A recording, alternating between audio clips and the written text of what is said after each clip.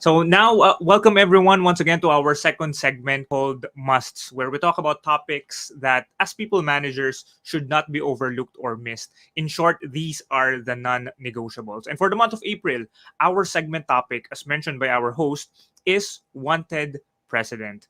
And we are just a few weeks away from the national elections. So, to help us better navigate the decision making progress or process rather based on competencies, I am happy to introduce to you our guests.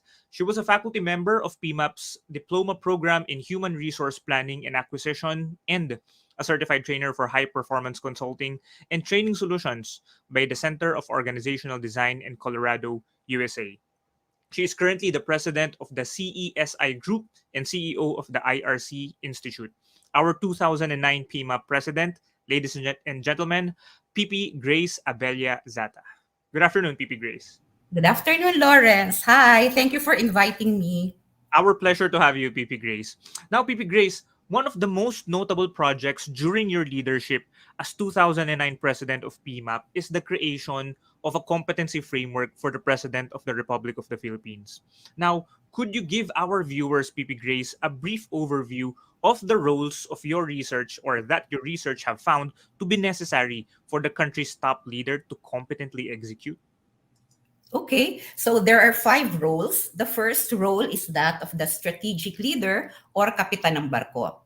Currently, we are a middle income country or close to it, and assuming we want to reach developed status by in 20 years. So the president must lead in creating pathways to reach that destination. So that's the first role. Second, of course, you need to be able to implement those strategies or pathways. So the second role is tagasulong ng programa ng gobyerno or manager and mobilizer.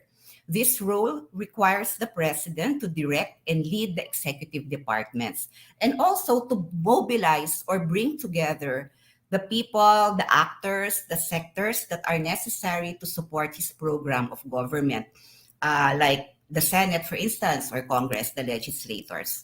Pangatlo, bantay ng kaban at yaman at kinabukasan ng bayan. Okay, so I think that's clear.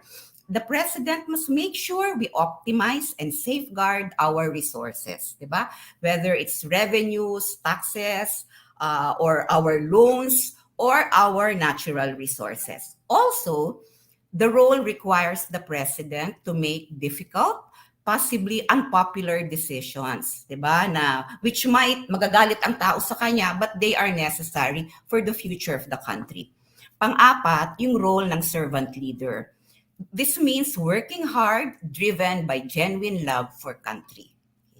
So, number 5, inspiring leader. Through personal example of integrity and competence, you rally the people together to achieve that goal that we are talking about. Yung unang sinasabi natin na bilang kapitan ng barko, di ba kailangan yung mga kasama mo, harmonious kayo. Hindi kayo nag-aaway-away dun sa loob.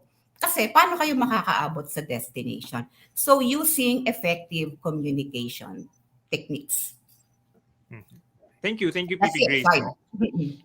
So basically 5 roles as you mentioned, no. So it looks like the future president would really have a lot of things expected from him or her, no. So and it's going to be very very interesting to see it in our context right now, no.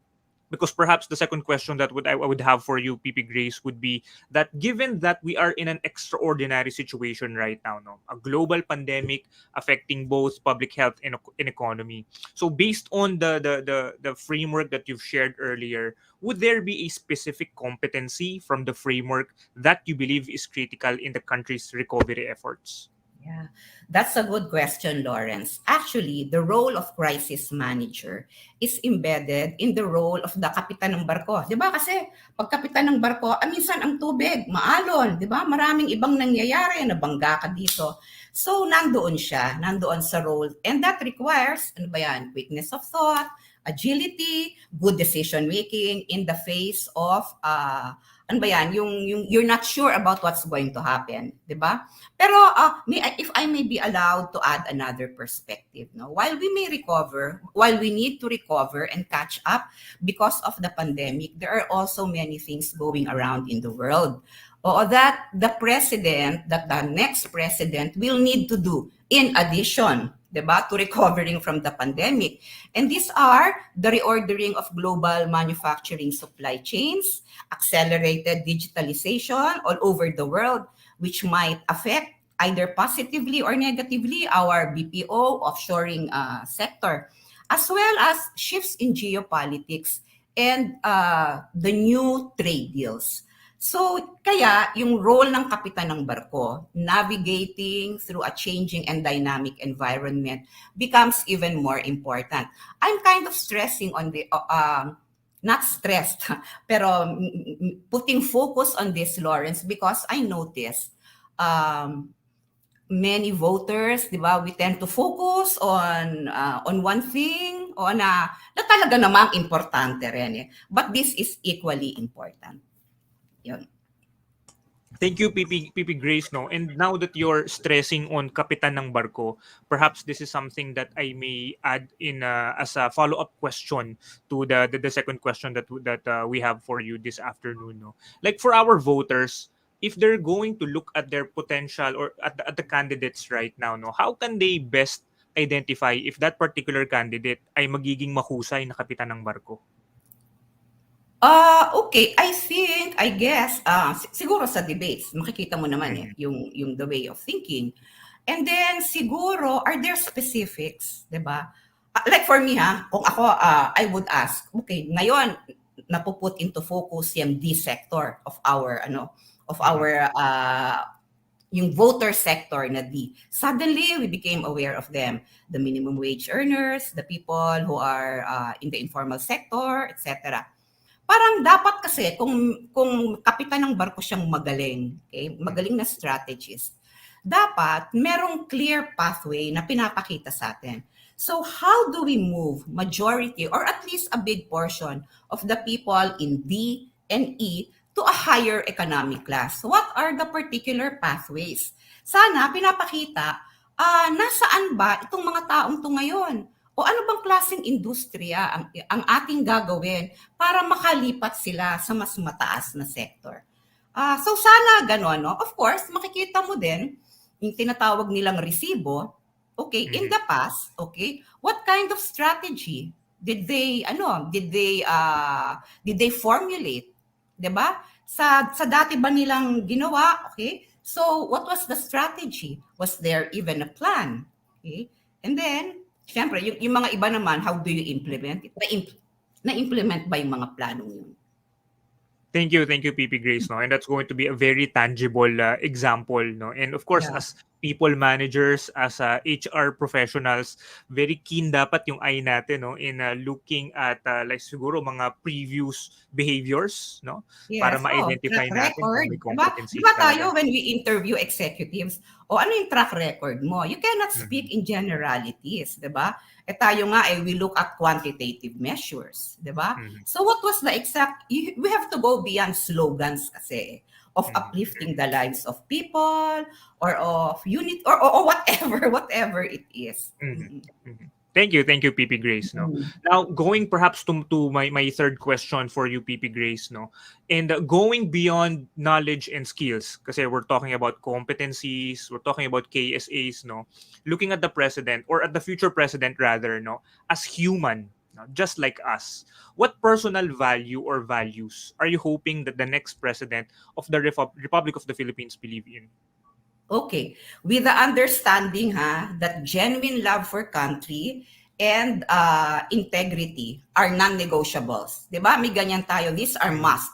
But ako personally, I think they are critical but not sufficient. Okay? So, idadagdag ko dyan, unang-una, yung ambition for the country na sana may energy and drive, 'di ba? To set big goals for our country. The way that Xi Jinping did for China or the leaders of Vietnam are doing, as well as even Widodo of Indonesia. Okay? So yung energy and drive, importante yon. Alam mo, nakausap namin si dating presidenteng Fidel Ramos. Sabi niya, alam mo, yung trabaho ng presidente, ano yun, you're like a juggler, ang dami mong ginajuggle na balls. Boss, ang dami pang bato ng bato sa'yo. Kaya kailangan yan masipag, yung hindi halos natutulog sa trabaho. As well as Having the ambition, hindi personal ambition, but ambition for the country. Pangalawa, agility. Yung mabilis din, parang, ay nako, mahuhuli na tayo, hindi ba? Sa infrastructure, sa lahat ng nangyayari sa mundo. Halimbawa, si Widodo ng Indonesia, he is concerned because yung mga lumilipat na mga companies from China are not moving to Indonesia. Tayo ba? Do we have that same sense of urgency? Or, we don't care, we're not aware of what's happening globally. So palagay ko yung agility plus a global mindset. Pangatlo, tough-mindedness. Yun na nga. Siyempre, presidente naman talaga, kailangan tough-minded. I mean, we need to go beyond slogans. Na-explain ko na yun kanina di ba? At saka we need to, I think, be aware that good governance, while an important component, an indispensable component, is integrity, it doesn't stop there. Yun ang sinasabi ko, kailangan siyang may pathway. Kaya maganda itong ginawa natin sa PMAP. Dahil 5 competencies na lahat actually, they complement each other. Parang, you cannot have one without the other, sabi nga nung kanta. Yun, so you have to look at it as a whole. Ganyan naman tayo, di ba? When we interview a manager or an executive, hindi naman pwedeng may integrity ka lang Or a company, for that matter. You just cannot have good people there. You must have specific plans, di ba? Thank you, PP Grace. You do that very well in Monde, di ba? yes, definitely. So as you mentioned, PP Grace, the competencies and the values, kailangan they work hand in hand, and yung mga candidates natin, our future president, should possess itong mga competencies na to and mga values na to so that they could really propel our country forward, in the next 6 years or perhaps longer than that. So thank you, PP Grace. So perhaps if you have any siguro mga closing message for our voters, given that we're only a few weeks away from getting to May 9, do you have any parting words to them, for them, anything that they can take on when they go to their voting precincts? The President of the Philippines has vast powers. Okay, that's all I can say. So that is a very important role. And of course, so I hope everybody will think well, go beyond emotions, and make the right choice. And whoever wins, I think we need to, parang performance appraisal, di ba? Whoever wins, all of us, di ba, should also be very vigilant about seeing that these 5 roles are being performed well by whoever it is who wins. Whether it's somebody we really like, di ba? Or somebody who for us is even unthinkable to become president. I fully agree, PP Grace. So once again, thank you, PP Grace, for gracing our April 2022 People Manager on Cam. And I hope that this was helpful in providing our members, our viewers, another perspective in choosing the country's next set of leaders in the coming May elections. So once again, for our viewers, see you once again next month for another segment of Musts. This has been your host, Lawrence Ko. Again, gracing us is PP Grace Abella Zata. Thank you once again, and back to you, Joanne.